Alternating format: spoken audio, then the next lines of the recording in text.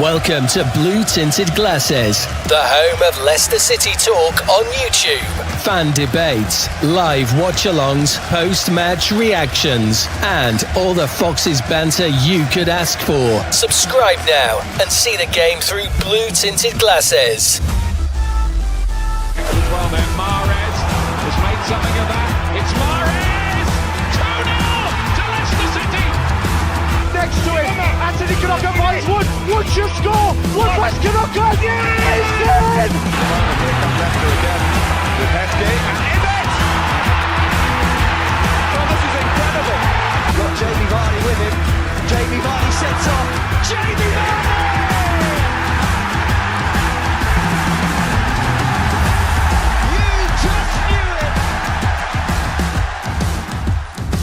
Blue Tinted Glasses, the home of Leicester City talk on YouTube. Good evening, everybody, and welcome back to Blue Tinted Glasses, and welcome back to Michael. It's been a while, my friend. He's been enjoying the summer and doing a lot of work as well, but nice to have you back, mate. How is everything?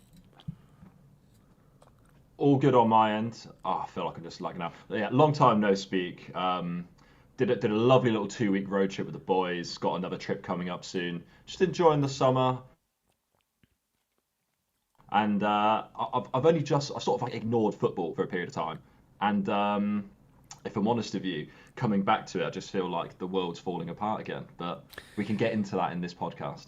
Yeah, I bet for you it just feels like a continuation of last season, to be fair. Like, we had all that negativity, and then it just feels like it's continued, which it has in a way. We had a little bit of a break from the football, but yeah, not a good game last time out against Preston. Hopefully the next one against Charlton's much better. By the way, mate, don't worry about your lag. It's fine. It's cutting out every now and then, but it's not a problem. It's not a problem. My apologies to the viewers. It's all right. It's all right. Somebody asked, is that an 06-07 shirt? I think it is, isn't it?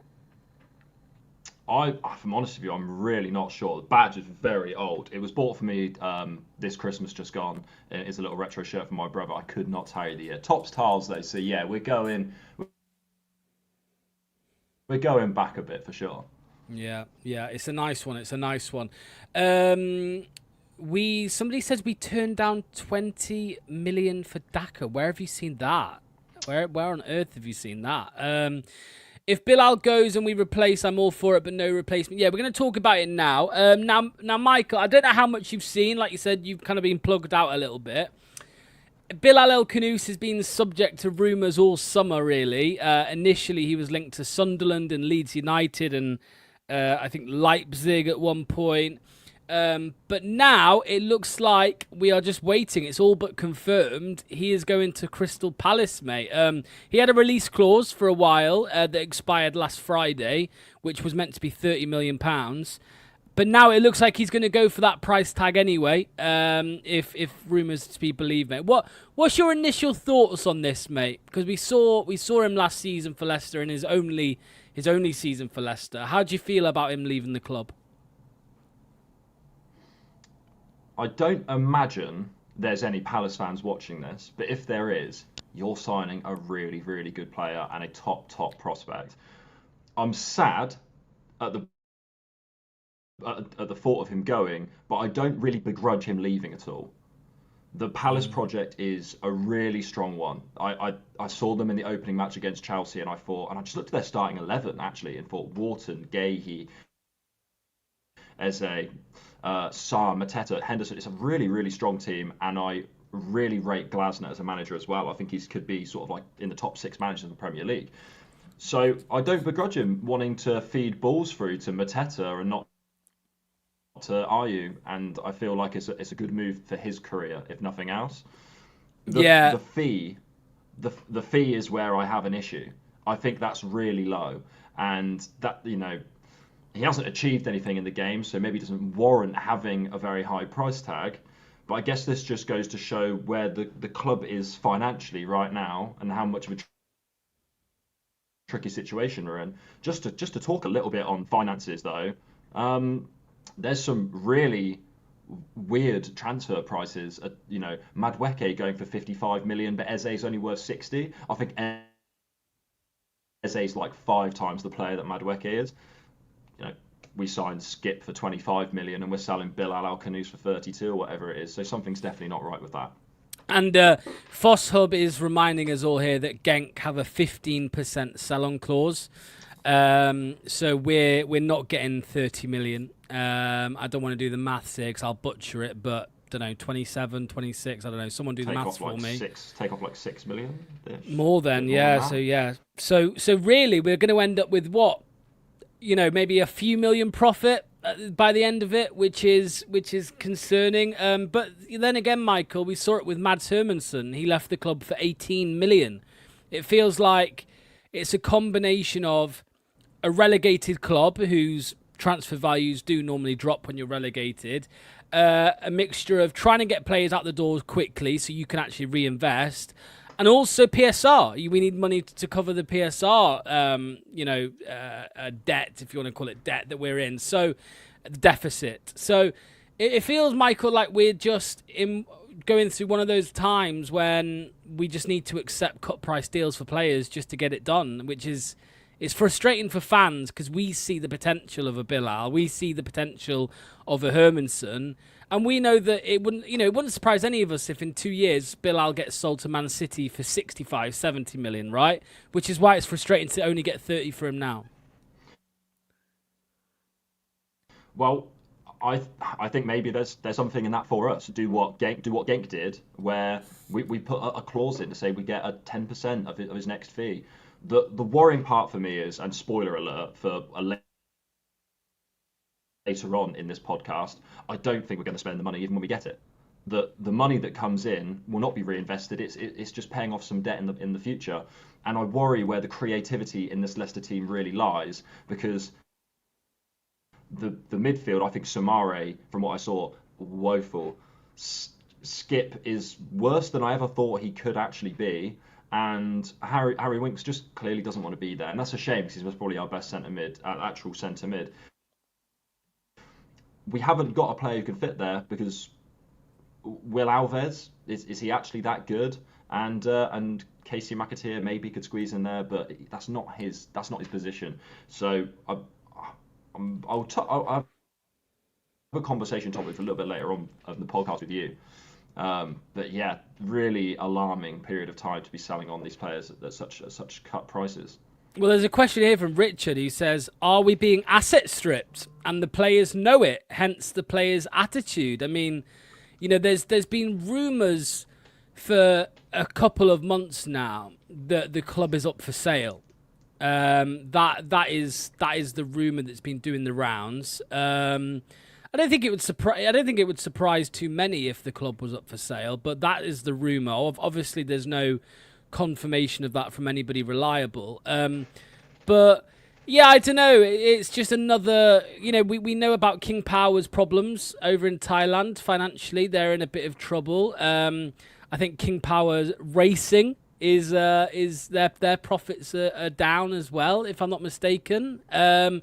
And the third business, Leicester City Football Club, that seems to be failing as well, Michael. I mean, it's not a great time for top, is it?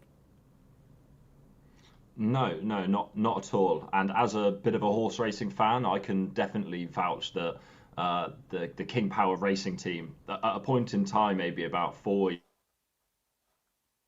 years ago, they had some very promising horses, and now it's just not the silks you see on TV very often, particularly in the big races. It's just a very bad time. Is a quick one then? Is Crystal Palace the destination? Is that near enough confirmed? Because I see on the animations you've got Leeds and RB Leipzig there.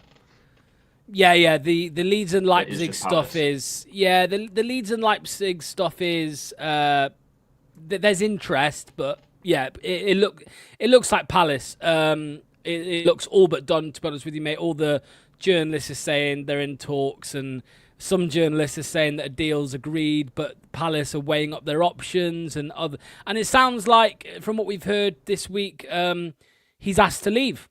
And when you ask to leave, mate, it's, I just feel like it's curtains. He's probably played his last game for us, where he got dragged off at half-time against Preston.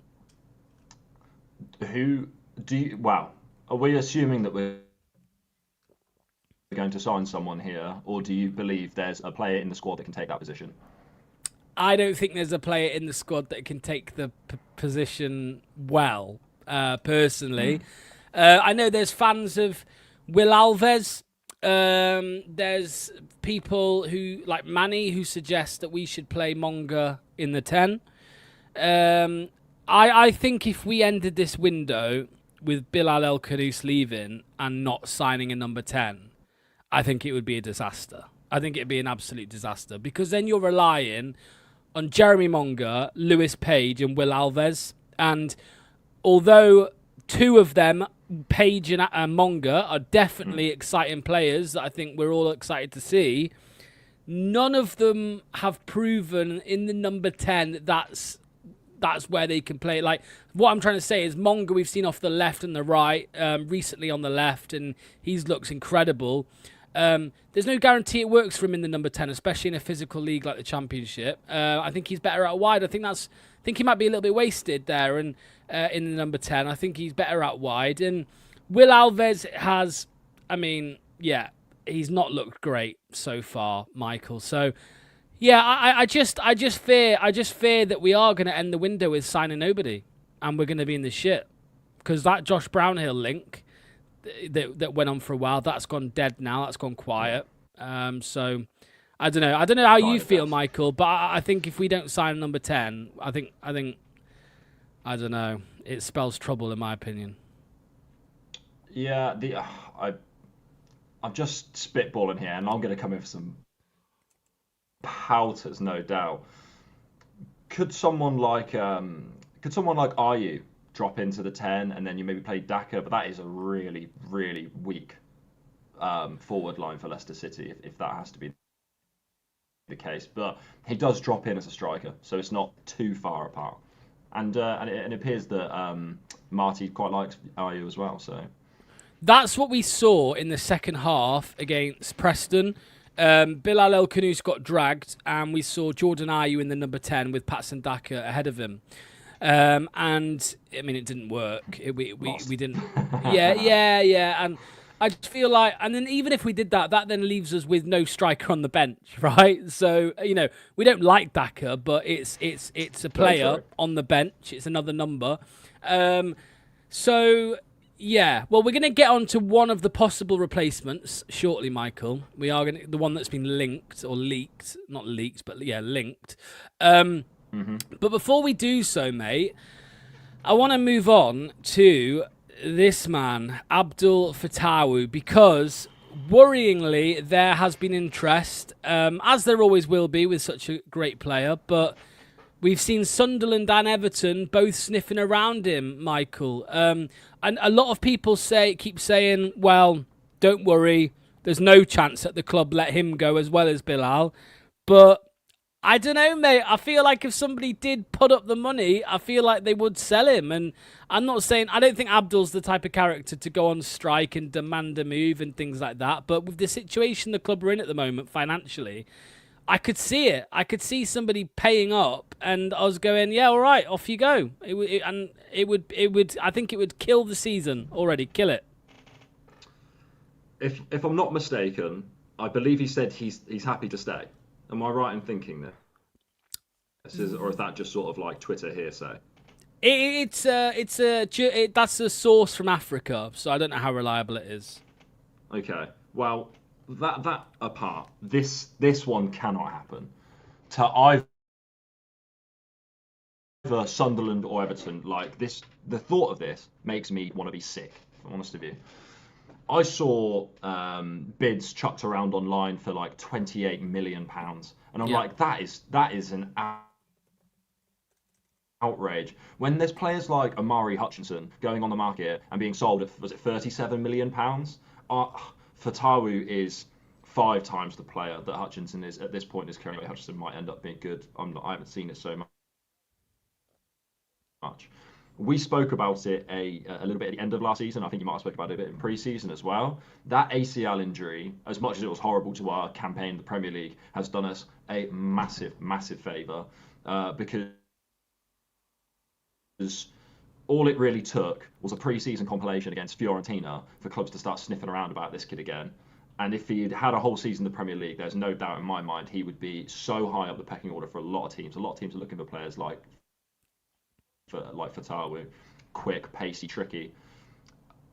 We can't lose both Bilal and Fatawu in the same window, as well as Ndidi, who, say what you like about him, I loved Ndidi, and as well as Hermansen,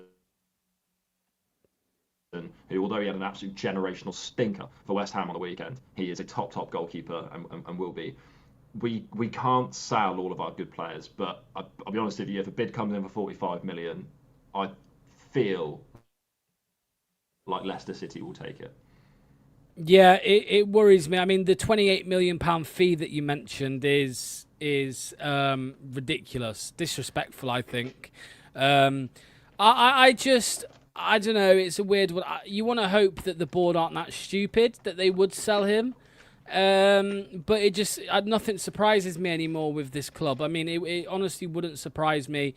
I think a lot of us would just, I don't know, mate, like if Bilal went, if Abdul went with 10 days of the window left, you haven't even got time to get a suitable replacement in, I don't think. And this guy, I think he is our best player now. It went Bilal. I think he's our best player. I know some will mention a couple others, but he's better. He's come back from that ACL, and as you say, the ACL means that we didn't have the big clubs sniffing around or bidding, but he's come back and he's looked as explosive, even probably more explosive than he was before, and he looks like a better player than he was 12 months ago, which is crazy, seeing as though he was out for 9 months, 8 months. And that Fiorentina game, like you said, that was his first start.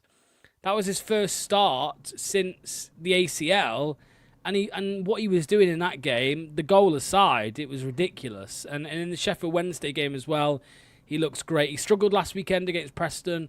He did struggle there. And then let me get your thoughts on this, mate. I'm looking forward to hearing what you have to say about this as well, because Abdul came in front of some criticism on the weekend, because on Sunday after the game, on Saturday, he put a post out on Instagram basically saying that, the fans shouldn't leave early, and, if you can't only support us when we win, you have to support us when we lose as well, and basically addressing the boos that there were in the crowd.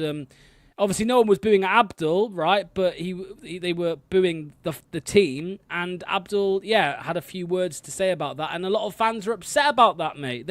I've seen some turn on him. I've seen some fans turn on Abdul because of it. What do you make to it?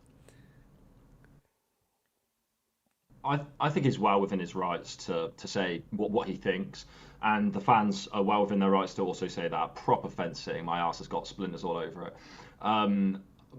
But I think like a lot of Leicester fans, I thought that we were going to be too good for the Championship, even with sales, even without making any signings. I thought that we'd be too good. But either we've completely underestimated how good the Championship actually is, which I don't know if that is correct, or these players are just chucking it in, and you have to accept that you're going to come in for some criticism when you lose like that in the way that they did. And also there's no harmony at the moment between the club and the fans at all. There doesn't appear to be any harmony between the players and the hierarchy either inside of the club. I think this has been boiling for a while, and I think the Fatawu one is one thing, but I would also say the Harry Winks not celebrating is a real fucking issue. That upset me, because I looked at him and I was like, he is our best centre mid. We need to play him, but he doesn't want to be there. And what pissed me off even more than that was which I don't even want to say his name. So when there's that much, when there's that many issues bubbling underneath the surface, you're going to get these issues, and the only way they're going to stop is by dealing out some good performances. Firstly, because the performances haven't been that good, and also getting some wins. Yeah, and then we can forget about it. But there is something wrong. That there's something wrong with a lot of the players. Players who were good in the Championship the first time we played with Enzo. Thought Justin was good that year. Thought Vestergaard was good that year. Faes, I can reel them off. They're all fantastic. Something's happened. The passion's gone. They've yo-yoed between the Premier League and the Championship too many times, and they want to go, but no one wants them because they've seen the standard they are and they're not good enough. And not only does nobody want them, mate, the problem here is that they all want to leave, but if there's an offer on the table that's less money than what they're on at Leicester, they won't go anyway because they don't want to take a hit financially, right? It's not like Harry Winks. Harry Winks is on 90 grand a week at Leicester. I don't think he'd drop down to 50 grand a week for another team. I think he'd want 90 grand, and if that club doesn't pay, then he'll probably stay at Leicester for another. He's got 1 year left on his deal. Just to mention another thing about Harry Winks, this is what happened at full time at Preston. The Leicester players were applauding the fans at full time, and Harry Winks was all the way down the other side of the pitch, down the tunnel, straight down the tunnel. Didn't go over to the Leicester fans whilst all the other players did. There's the shot of him going right down the tunnel. So, yeah, there's been a problem with Winks. I want to say, mate, since Enzo left, Enzo was he was a fanboy of Enzo. And when Enzo left, you saw the thing in Copenhagen where he had the I miss you Enzo sign. He then fell out of Ruud van Nistelrooy and didn't play again for the rest of the season. And now he just seems to have the hump. He seems miserable, which is probably why Marty didn't start him at the beginning of the season straight away. Because his head isn't in the right place. But Marty had to use him because he's, like you say, the best midfielder, the best centre midfielder, the best number 8, right? So, I don't know, mate. I don't know. It's frustrating. Let me ask you this, Michael.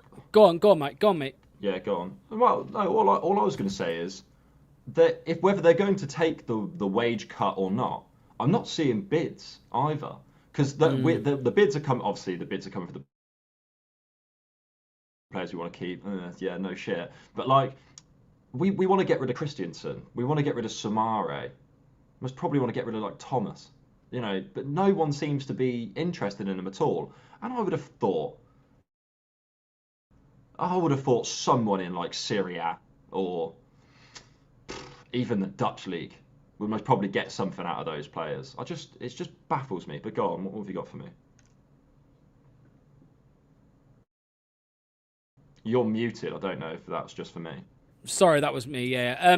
One of the midfielders lined up to potentially replace Bilal El Khannouss is João Rego, who is a 20-year-old attacking midfielder / wide player who plays for Benfica. He has been linked to Leicester City over the last week or so with a potential move to Leicester City on loan. So, I mean, we don't know much about him. I'm not expecting you to know much about him, Michael. As you can see, 7 games and 0 goals and 0 assists last season. He's a young talent who I think was mostly used as a squad player for now. But yeah, mate, I mean, why not? Because who was the last player we signed on loan from Portugal? Can you tell me who that was, Michael? Fatawu, if I'm not mistaken. I had a look online. I saw a compilation. How good is he? I don't know. The last person I made a decision on how good they were off the back of a compilation was Woyo Koulibaly, and he turned out to be mythical, if nothing else. But we need a player in that number 10 who is an actual number 10. Yeah. I don't think we can get through a championship season with the likes of an Alves there or a Ngakia there. So it needs to be done. Whether he's actually going to be, it's a loan deal is what you put on. I saw some reports saying it might be a buy deal. I also then saw similar deals or similar reports that Benfica want to stick about a £70 million price tag on him. So, well out of our remit, that one. But go on, for someone who most probably has put a bit more time into this, what are your thoughts on him? Well, I think it's, if it's a loan, it depends, doesn't it? Like, yes, you might be able to get him on a loan with option to buy or a mandatory buy. I don't like the idea of a mandatory buy with this because you've got no idea how this guy's going to turn out, right? Because I remember we had a situation with Yunus Akgun 2 years ago, who, by the way, has actually developed into a very nice player. So I kind of wish we did keep him. But that deal, I believe, was if he played so many games, same with Abdul, if he played so many games, he had to sign. It was mandatory that you bought him. So I think I would like to avoid that because you never know what player's going to rock up at Leicester. He could be a bag of shit. But an option to buy, I don't see why not. I don't see why not. It's not really a risk when you sign a loan. He looks exciting. He looks like, close control and stuff like that. Attacking wise, very good. I think it would be a good signing. He's not as good as Bilal El Khannouss, but we know, Michael, that no player we sign this summer in the Championship will be as good as Bilal. Right? We're going to talk about replacements, but no one will be as good as him. Not at all. I haven't got long left on this call. Unfortunately, I've got to scoot off to five-a-side football. But I want to just quickly brainstorm one thing with you that wasn't on the roll call. And with Bilal going, what do you believe our best starting 11 will be? Or let's say he doesn't play this weekend. How would you like to see us line up? What if everybody's fit? Yeah. Let's go with everyone's fit because I'm assuming we haven't heard any news on Justin yet, but he's most probably not going to be fit. Yeah, I mean, I would obviously. I mean, it's going to be Jakub. I would go Ricardo, Okoli. I still want to say Nelson just because I think you need to move past the Vestergaard fasting. And I'd say Justin on the left over Luke Thomas. I think Luke Thomas is absolute garbage. And Victor Christensen is too. So I would go James Justin on the left if he stayed. In midfield, as it stands, mate, it's difficult, but I'm sorry, guys. You'd have to still say Winks and Samare, I think. Some people will say Skip, but again, Skip is crap. Samare is also crap 60% of the time, I think, 70% of the time. But there's, every now and then he'll show glimpses. And then it's going to be, with no Bilal, I would agree with what Manny says, right? You'd say Mavididi, Fatawu, and Monga as the three behind the striker. But I would prefer to sign a number 10 and keep Monga sharing the minutes out wide. And then I'd go, it has to be Ayew up top over Daka. But any other names you would throw into that I've missed out? For development purposes, I agree that Monga should be sort of moving minutes around with Mavididi. So you'd think Monga would be the best number 10 out of those three. You don't reckon Mavididi or Fatawu could do that role? I think Mavididi could do it, potentially. Yeah, in the number 10. I think Abdul, you keep up wide. I think you keep him out wide. Don't bring him inside. But you could see Mavididi playing there for sure, yeah. Maybe Monga on the left, Mavididi in the middle. The only sort of omission that I made is I did start Vestergaard because I think he's good for the Championship. But Nelson, I have an Oxford friend, a friend who supports Oxford, and he's like, Nelson starts you in the Premier League, mate. He really raved about him, but he had like one terrible game, didn't he, over the pre-season or the first game of the season or something along those lines. It just didn't really work out for him. But he should get minutes again. He should get his chance again. Yeah. No, I hear you. I don't hate Vestergaard. I personally prefer Vestergaard to Faes, but of course Nelson and Okoli, I think is a lot of people's number one pick there. So, right, Michael, I'll let you go, mate. Thank you so much for jumping on. It was good to welcome you back. My apologies, for sure. It's all good, man. Don't worry about it. I'll get it fixed. Yes, mate. I look forward to seeing you on a Sunday morning sometime soon as well. You've not been on one of them for a while, so that'd be nice. I haven't been on one of those for a long old time. Enjoy the rest of the show, guys, and I'll see you soon. Cheers, Michael, mate. All the best. See you very soon. Cheers, pal. Bye-bye. Thanks to Michael. And don't worry, guys, we're not ending yet because we have a substitute.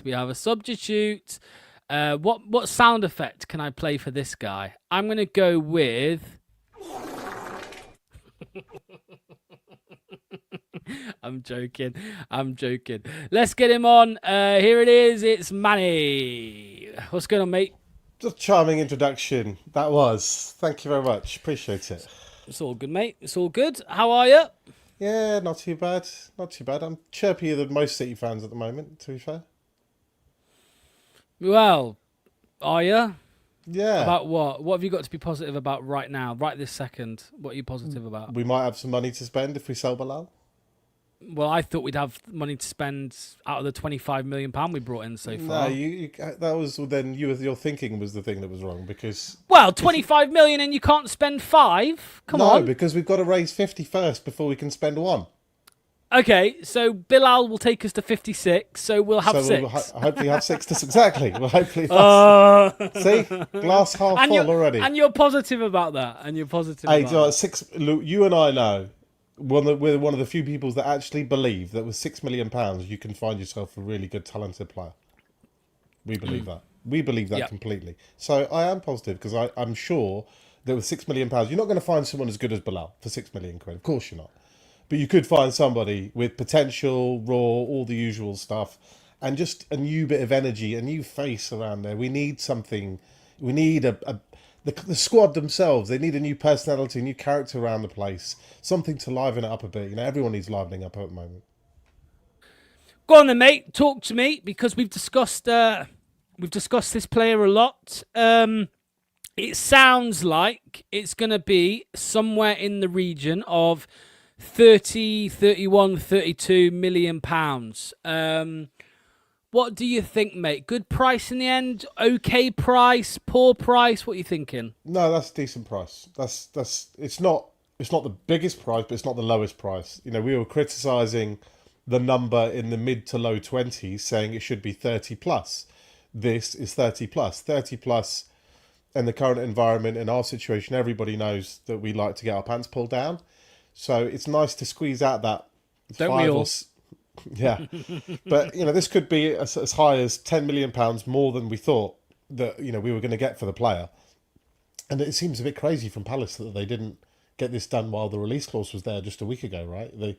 Eze was always going to go somewhere. He was never going to stay. So I'm amazed that Palace were a bit sloppy in their work and they left it. And their sloppiness means that we get somewhere between 5 and 10 million extra, which... that is the extra money that we might actually have for a player replacement. Yeah, I mean, Fossub says here, oh wow, I've just seen it. David Ornstein, Arsenal have made a move for Eze. They should do as well. I mean, with all due respect, he's going to choose them. He's going to choose them. Eze's better than Spurs. Eze is absolutely brilliant. Anybody should be going for Eze. Anyone in the world. And I mean any club in the world. Barcelona, he's good enough for Barcelona. Any club in the world, Eze is good enough for. He's superb.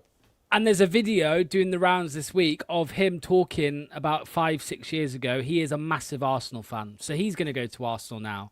So that makes sense. That would make a lot of sense. But that doesn't change anything for us at all. That Palace is still going to need a new midfielder. And...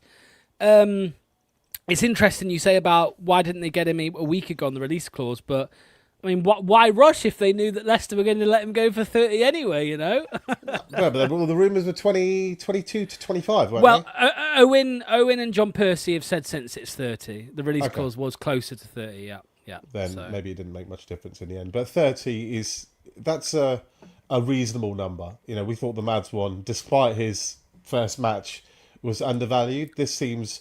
It doesn't seem we pull our pants pulled down. We haven't squeezed every last drop either, but that might partly because, you know, Bilal showed his intentions at the weekend, isn't he? That he's not particularly motivated at the moment, or his head scrambled, got dragged at half time.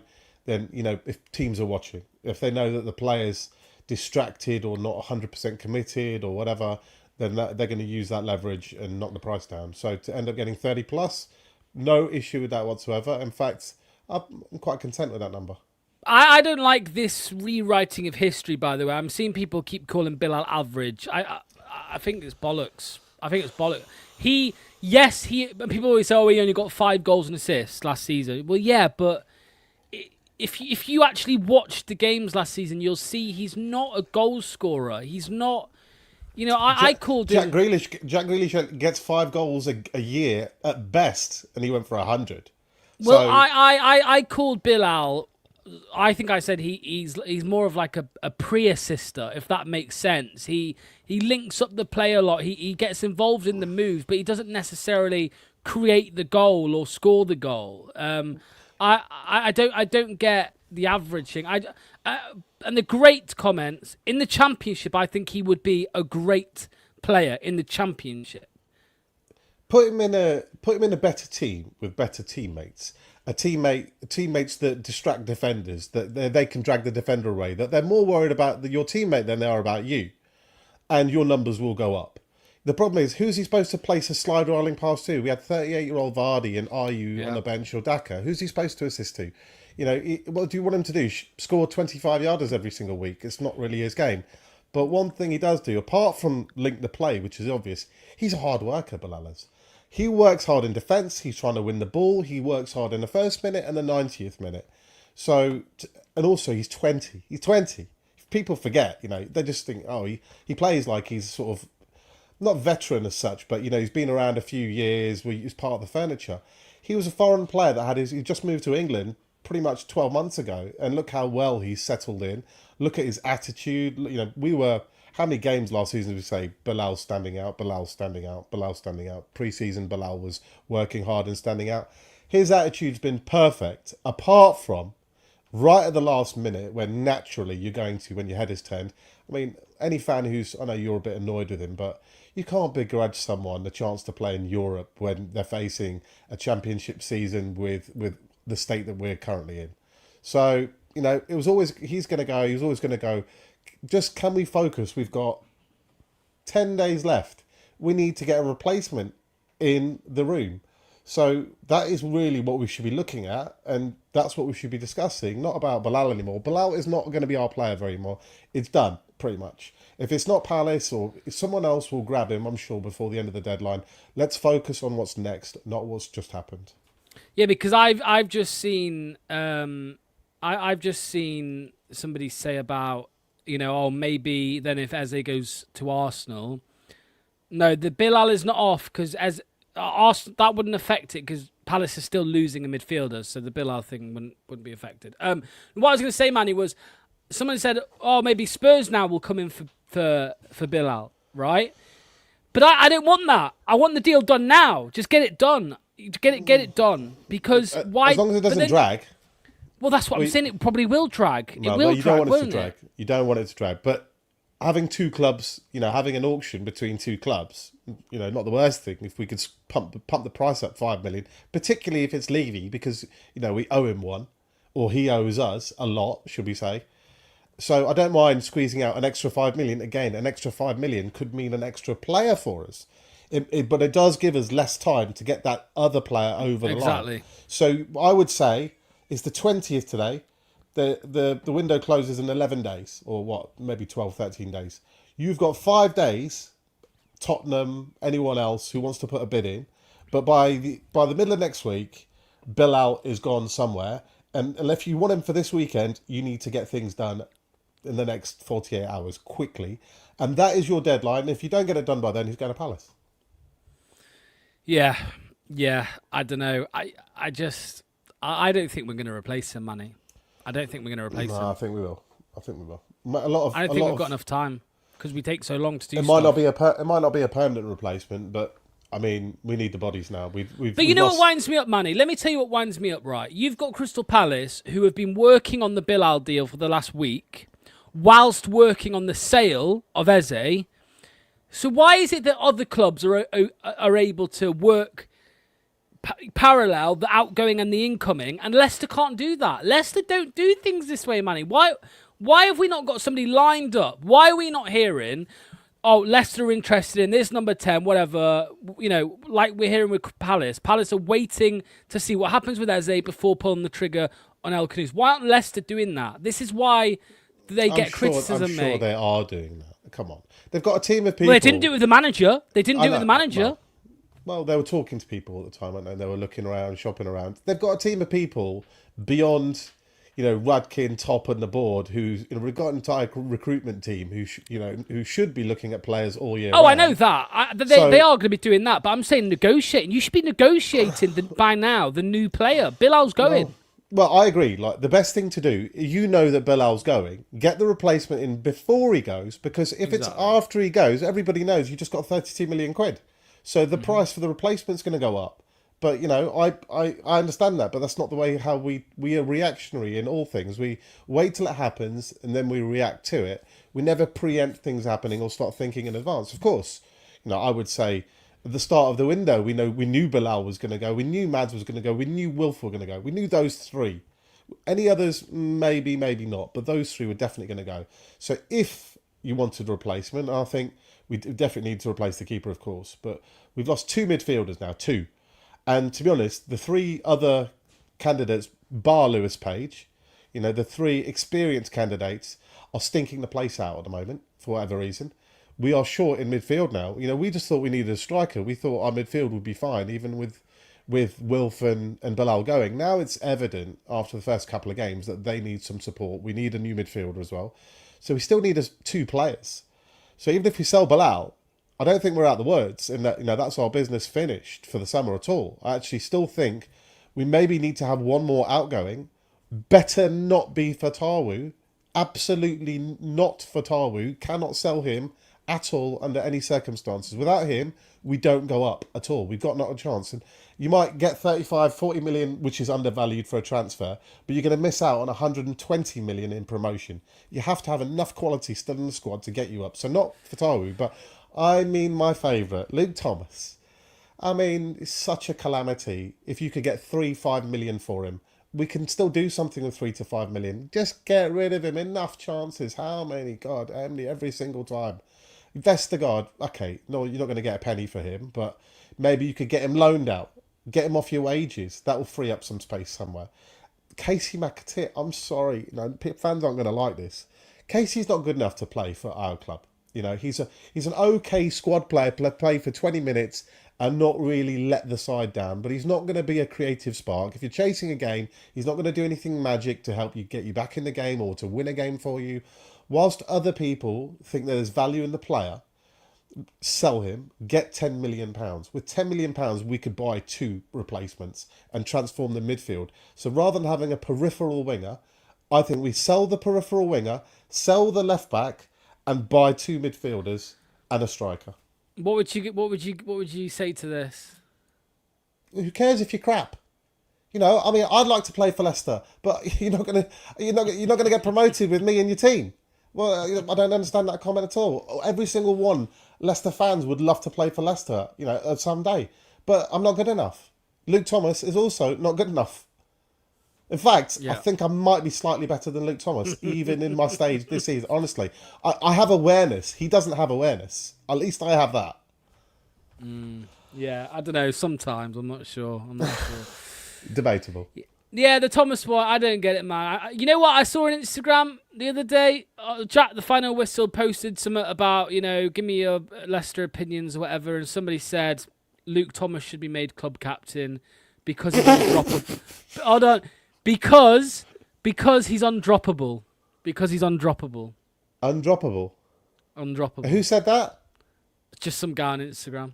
Well, there you go. Some guy said. There you go. That's as. And he believed it. I went back at him. I went back at him and said, "What the fuck are you talking about?" Some guy on the internet is as much praise as you're going to get for Luke Thomas. That's as credible as the praise will get. You know me. I've been saying it from minute one. I will never change my opinion. I keep telling you, I don't get players wrong. 7 managers have tried. Multiple clubs have tried. The guy is still clueless at defending. Absolutely clueless. Horrible, horrific defender. And worse than that, the cat is out. It's not just us. Like, it used to be an internal joke, as far as I was concerned. But now we saw for the weekend, for the first time, the combination of Thomas and Vestergaard targeted. Absolutely the space behind those two, targeted. Just hit a long ball anywhere in that area, and we'll get some joy from that. It was such the most simple tactic, is target the crap player. I mean, We were saying it during the live stream, weren't we? Like, this is their tactic. He's got to sling him off at half time, and he gave it another 10 minutes and then took him off. The guy's a liability, and everybody knows about it. So instead of everybody blaming Marty or, Bilal wasn't up for it, how about the crap players on the pitch doing more crap performances? We should actually be on at Marty saying, Marty, just like Danny Ward should never have been played by Rude, you should not be playing Thomas or Vestergaard. Neither of them, ever again. And everyone will talk about, he scored in the first game, his passing. What happened in the second game? He costs you goals. Luke Thomas costs you goals. These two are the reasons we don't have more points, because they cost you goals. Jakob was put in those silly situations, which he had his part to play, of course. But if you back up the face, it's because they targeted Thomas and Vestergaard that Jakob was put in a silly situation. Everyone's going to do it this season now. Everyone knows the cat's out the bag. Play these two, you're going to keep dropping points.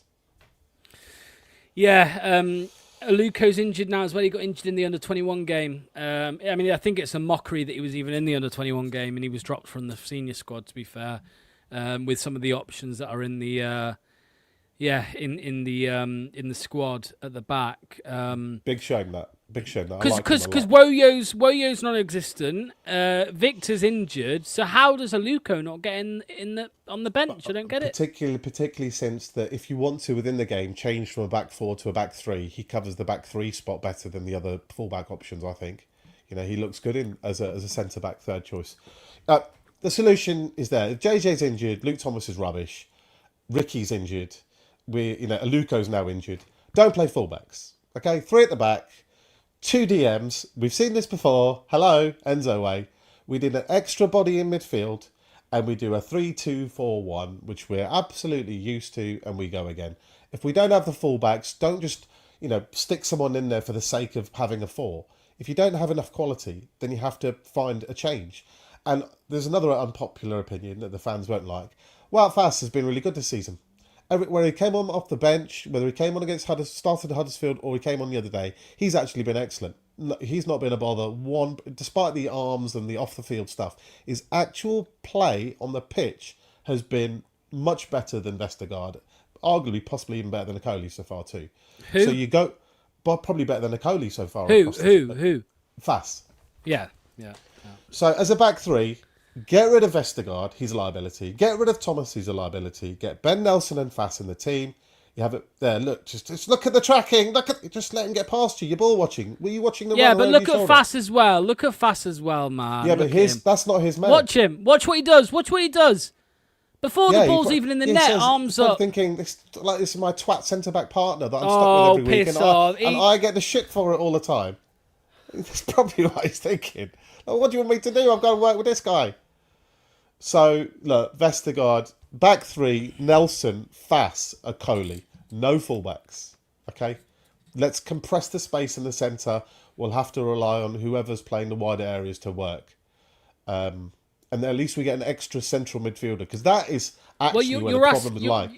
You're asking Marty to change his system there, because Marty uses his fullbacks and they invert into the midfield, the attacking midfield. If your fullbacks are injured or unfit or incapable, then you have to adapt.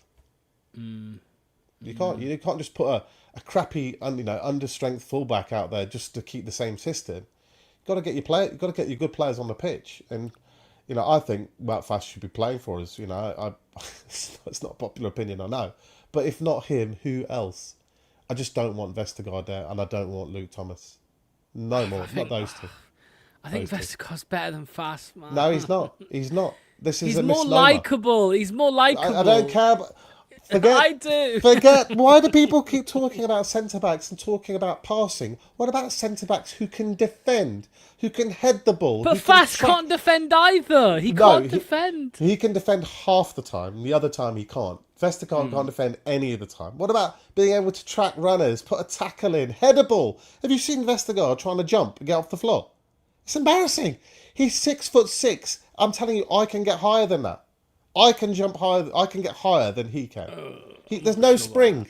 Like, there's no spring at all in those legs. I was going to say, Nelson and Akoli, if Nelson's up to... he will be up to scratch. He just needs time, I think. So, yeah, I would play him. I would play him as well, to be honest with you. But, we saw it with our own eyes, right? Against Sheffield Wednesday, Wout Faes came on and he was better. Than he was good. He was good. So get him in there. I mean, we need points in the short term too. So solid up the back three. And can we, just for a minute, can we do some glazing of who? Because this boy, particularly at the moment, we need a spark, right? Because the fans are getting a bit nervous. We need just a reminder that we are a good team and that we should be going. I mean, people say like we're going to go down and all this rubbish. Just put Jeremy Monga on the pitch somewhere to start. After an hour, take him off. But put him for an hour. We've seen him 20 minutes. We've seen him 30 minutes. Get him an hour. And I want to see him in the 10 slot. He's better out wide. Well, we don't know that because we've never seen him at 10 yet. He prefers 10. And the combination of him at 10 means that you can still have Mavididi on the pitch. Well, play Mavididi in the 10. Okay, fine. And then rotate the two. Switch them around. Let them interchange. Let them try and, 1 minute you're looking at Mavididi, 1 minute Monga is in front of you. It's got to be quite distressing as a midfielder or as a fullback trying to pick one of these two up. Just get all three of them, those two and Fatawu, on your pitch. At least if you've got those three, then we have some creative talent. I was saying the same at the back end to Rude in the Premier League. We need to start Monga. Forget the 15-year-old, 16-year-old. This is just a number in your head. He is the best player on the pitch when he's on the pitch. That's just it. So at the moment, we need to start that momentum again, having had a loss. We need to get a bit of confidence. I was actually amazed that, I thought away performances, going away to Preston is probably not the easiest game for a young lad. The crowd are in it. It's a bit of a drive to get there. You're going up north. Thankfully, it wasn't cold. The kid just doesn't care. If you kick him, he doesn't care. He gets up. I would prefer him. I would prefer Lewis Page in the 10 this weekend. That's what I would like to see. I'm not sure about Lewis Page in the 10, but I would like to see Lewis Page on the pitch in midfield anyway. What, you play him in the 8? I think so. I think he's more of a 10. I think Monga's a 10. I think he's an 8. No, but you're just saying this so you can get Monga in the 10. No, but he's an 8 that is a late arriver in the box. Okay, that is not a 10 position. It's like a Lampard 8 that wants to get in there late and come up for a cross or be on the edge of the box for a shot. A 10 is already in there throughout, threading needles, dribbling past players, attracting attention, laying it off. That's, I don't think, is Lewis Page's forte. He's not as fast as Monga. If everybody's fit, who's your midfield duo? The 8s, the 6 and the 8 or whatever. The two well, eights, just not a big fan of Skip at all, as you know. I think we need the physicality of Booba.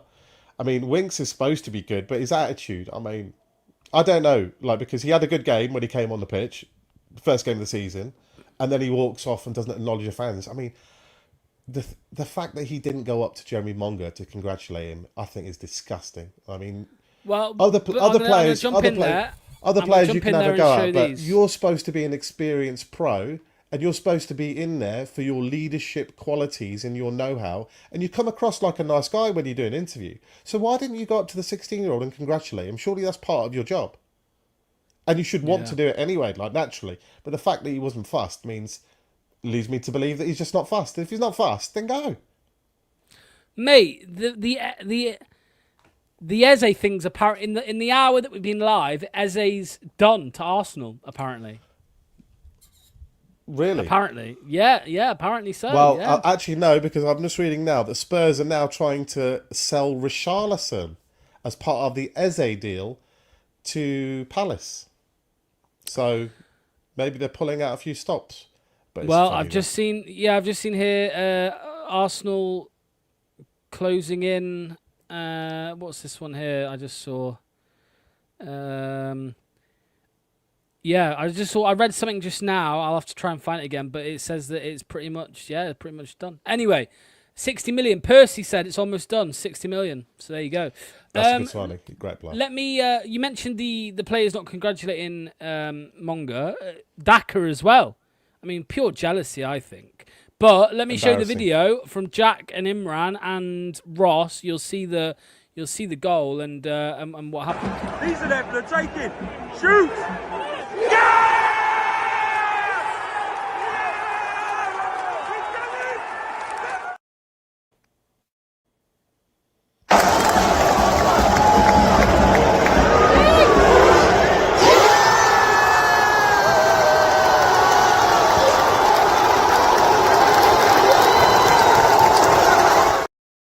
So that was Wout Faes.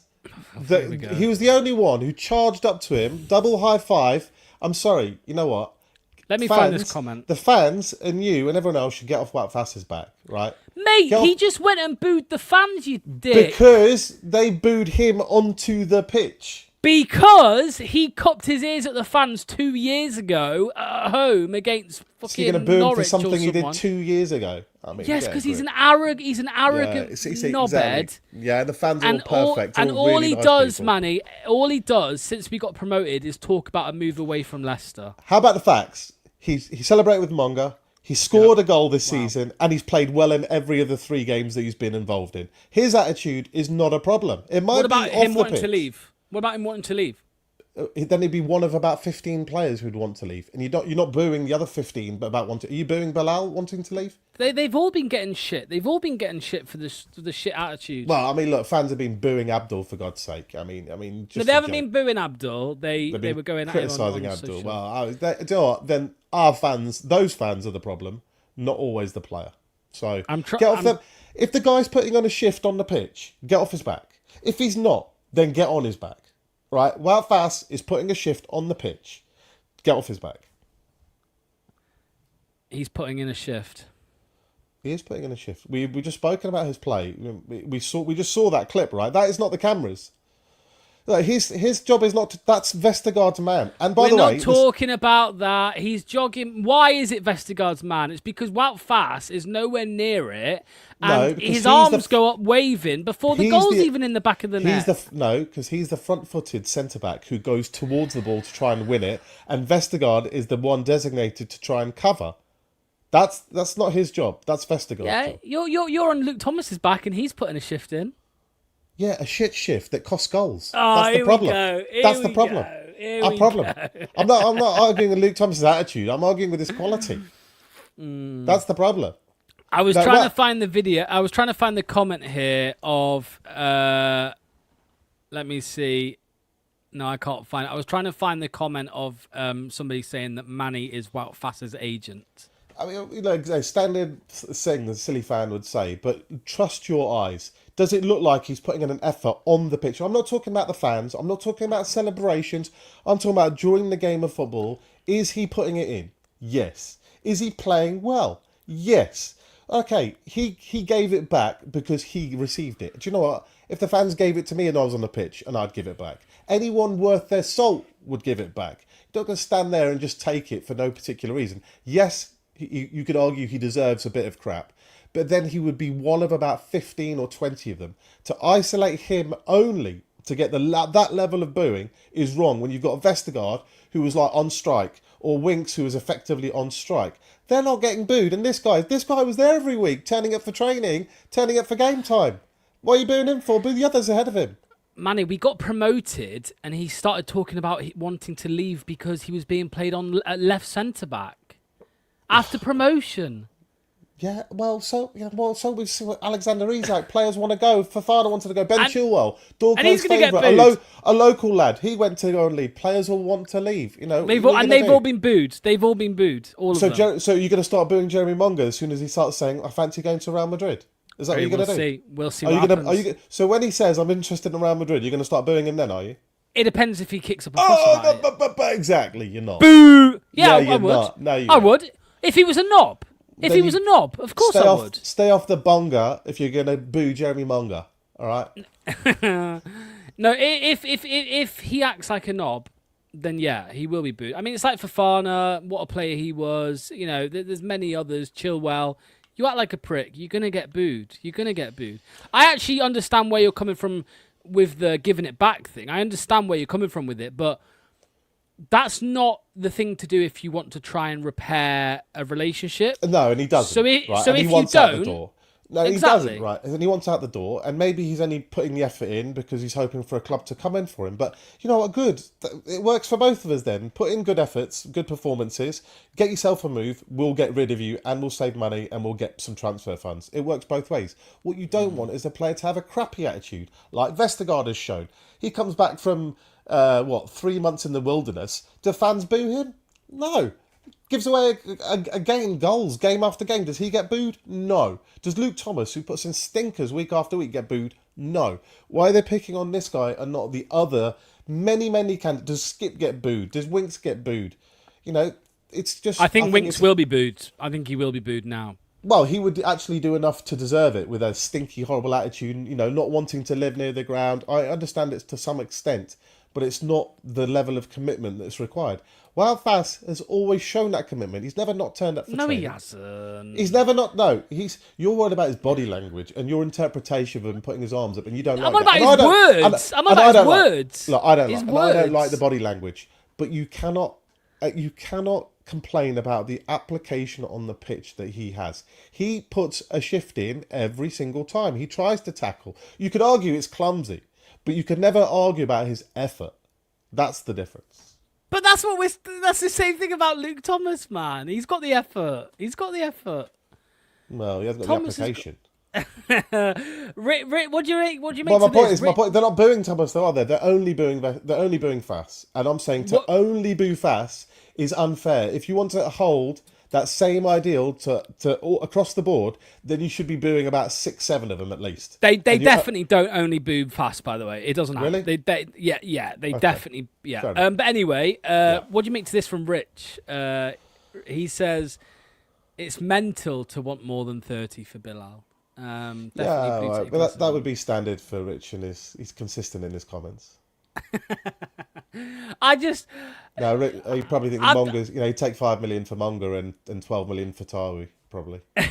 I've been saying it all day, but like, you have to take, you don't just take into account for a player's transfer value what they've done.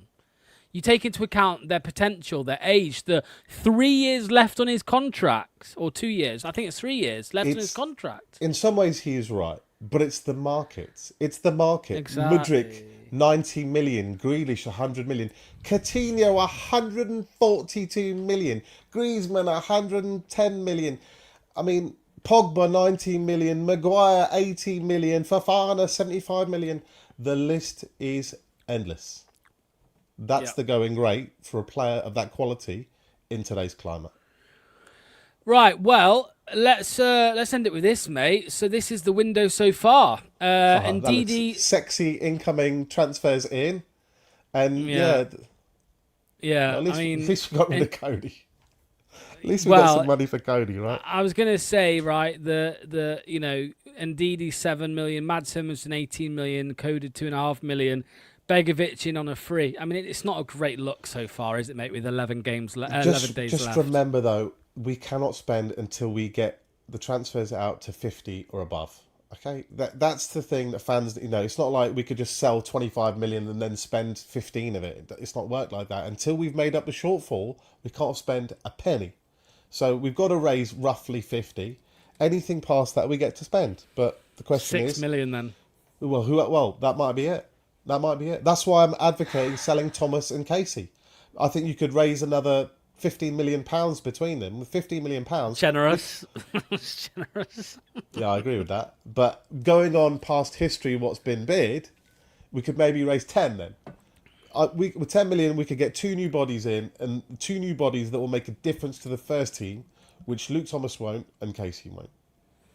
So let's just say, hypothetically, because we're probably way off it, but hypothetically, let's say, once the Bilal deal's done, we've got 6 million to play with. Where does that go for you? Does it go straight into the number 10? Does it go straight into a striker? What are you saying? Don't give me player names. I just want to know positions. I've got the names. Yeah. That's for another one. But I think strikers. I still think strikers the most important position that we need. Daka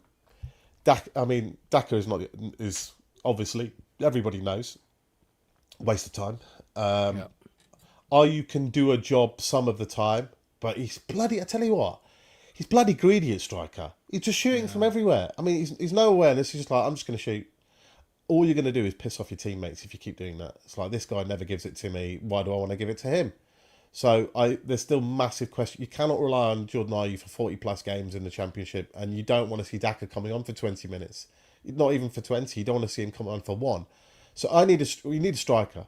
As for the 10 slot replacement for Bilal, or advanced 8 or whatever you call it, we still have Monger and Page. It's not ideal to force them as young lads to step into such an important role, but I think the striker is so important that I would rather play Mavididi at 10, put him in the Bilal role, or put Monga in there, or try and advance Lewis Page, or you know what, the other one, which I think will be the most likely, is the loan. We'll have to go down the loan market, get 2-3 players in on loan. If we can't sign anyone permanently, then use that £6 million of Bilal money to pay a couple of loan fees and get some talented kids in from Man City's youth or Chelsea's youth or Liverpool's youth or something like that. But I think loan fees will probably be the way we'll end up going. And I don't mind that, by the way, because if you loan them this year and they do actually get you up, that means you've got space and money to replace your Bilal next season, not this. Well, there you go. There's the one that's been linked. João Rego. Looks good. Looks yeah, good. why not? I said this to Michael. Why not? Why not? Young lads. He's going to be... And I said this earlier. I said that I actually think loan player... And Neil said something differently yesterday. Neil says, how hungry is a loan player going to be? But I disagree. I think a loan player is hungry, especially the younger ones, because they are either playing for a move or they're playing to play for their parent club when they're back. And don't underestimate the lure of England to foreign footballers. Like everyone's, no matter where you're from, what's your second language usually? It's English. Yeah, English. That's the one you learn at school. You don't learn German or French if you're from Ghana. Well, maybe you might do a bit of French, but you don't do any German. So you're going to learn English, and Premier League is the biggest league in the world. That's the one they grow up on watching. They all support Premier League teams. Coming to England still has a pull, and even if it's just to use as a stepping stone. When I saw Abdul come in, all I saw was the perfect attitude, and all he's ever had is the perfect attitude, whether he was on loan or he was permanent.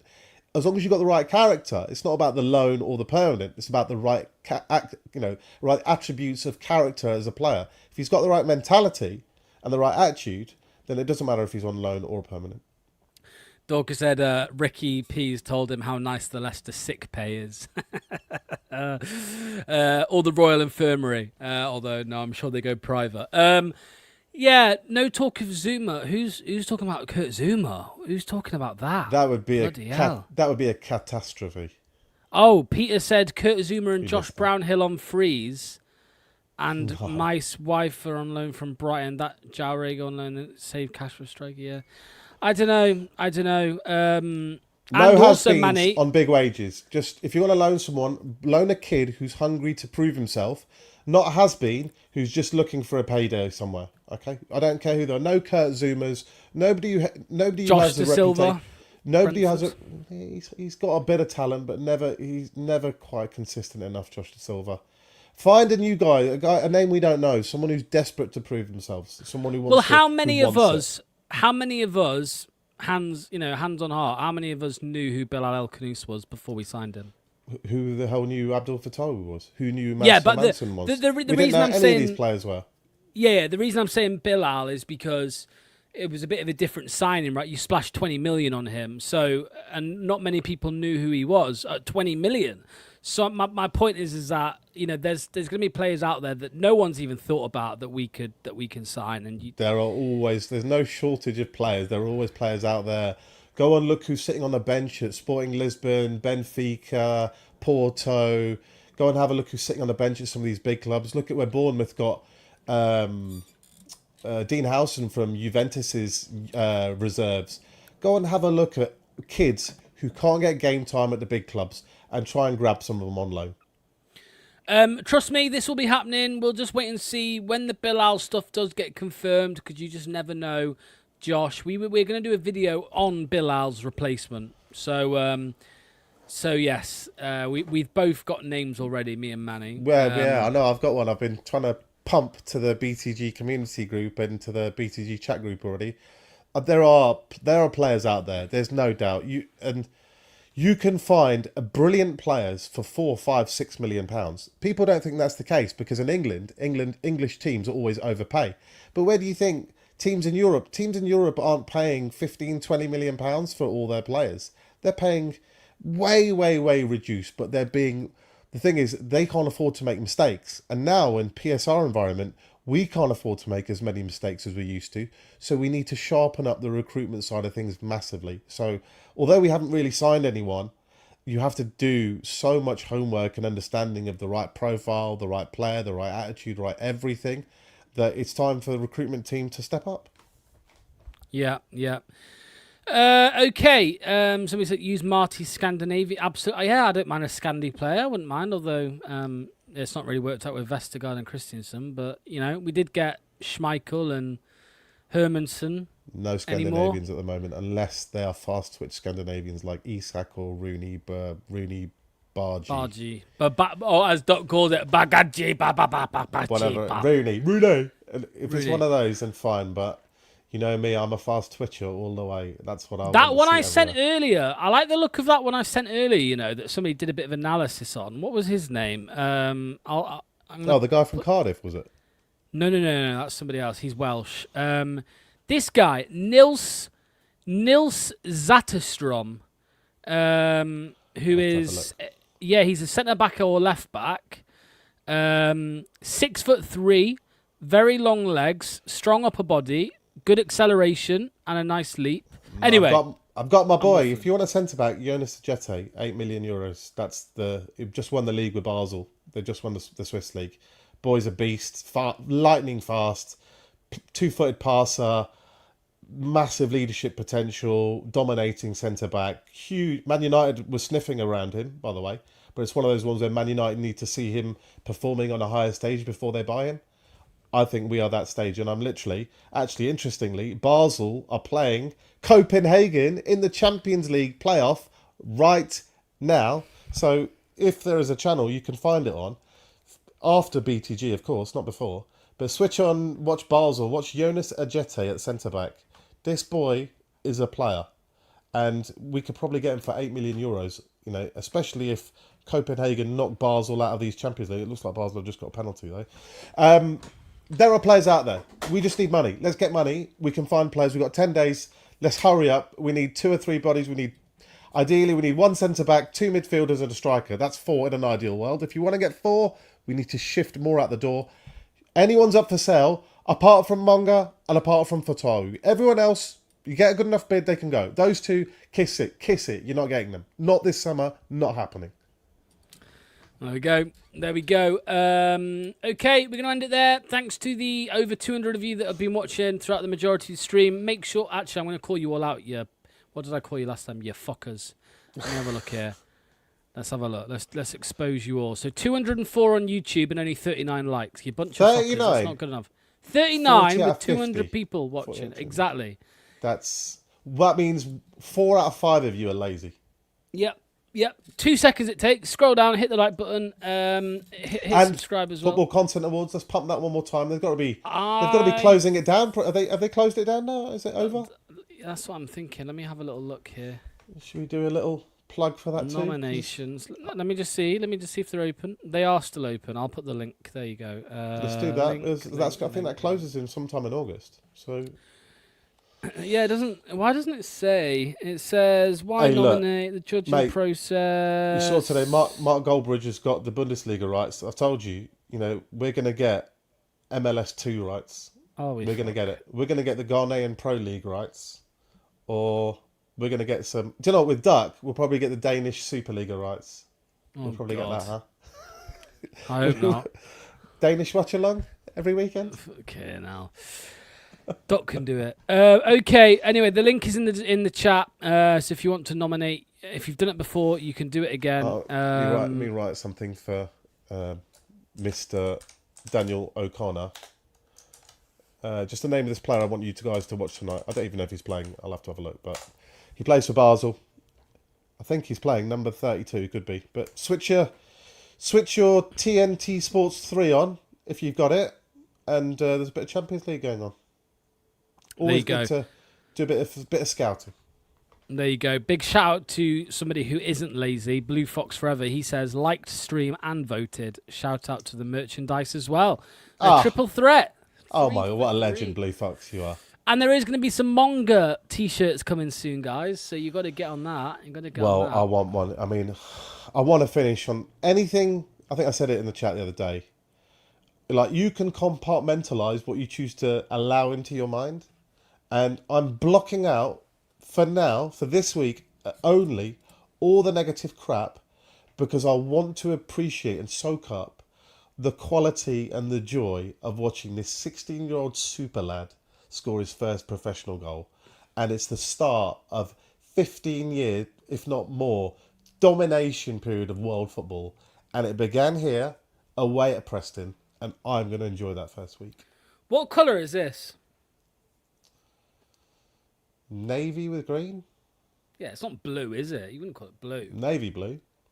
Yeah, but it's not blue. Not blue. No. Well, Somebody lots said of different types of blue. Somebody Navy. said it was the same colour as our home kit. It's not the same colour No, as our home kit's royal blue. This is navy blue. Yeah, it's different. It's different. It's the difference between the blue on the graphic to the right of me, and yeah, that's two different blues. Anyway, I actually think this should have been the away kit. apparently Ajete is playing, so watch that. I think he's number 32 at the back. We're looking for a centre-back. Watch this guy. Apparently he's available for €8 million. He wants to leave. He's already done everything he's going to do at Basel. Man United was sniffing around him, but I think he's a fantastic player. So, yeah, watch him today. And I'm sure Duck will be doing his review.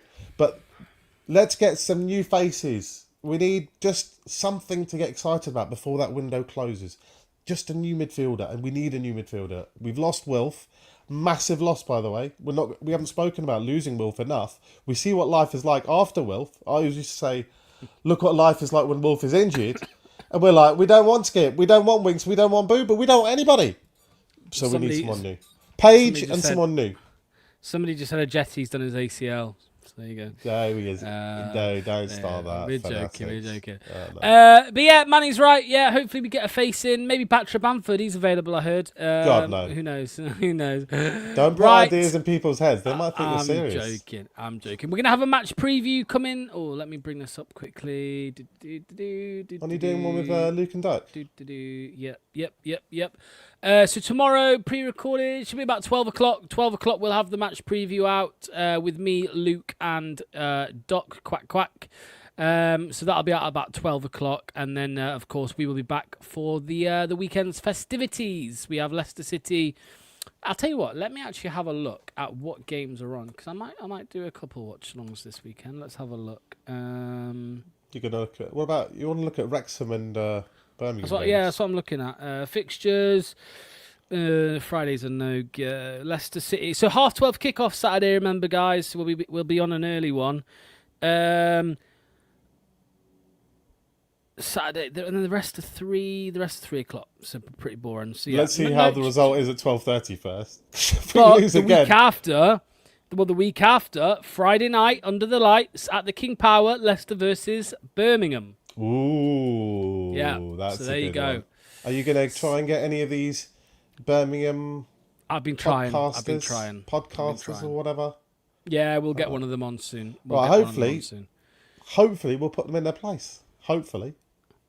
We'll see about that. We'll see. Right, guys. Yeah, see you at 12 o'clock tomorrow for the match preview. All the best. Enjoy the rest of your evening and go and watch Jonas Jetty do his ACL. Cheers all. Bye-bye. Massive thank you to today's sponsor, Match Bingo. Over 200 grand has been paid out to players so far by taking sports betting, football and bingo and combining them into one amazing app. Make sure to get your bingo card for any Leicester City game in the upcoming season. Click that link in the description or via the QR code on screen.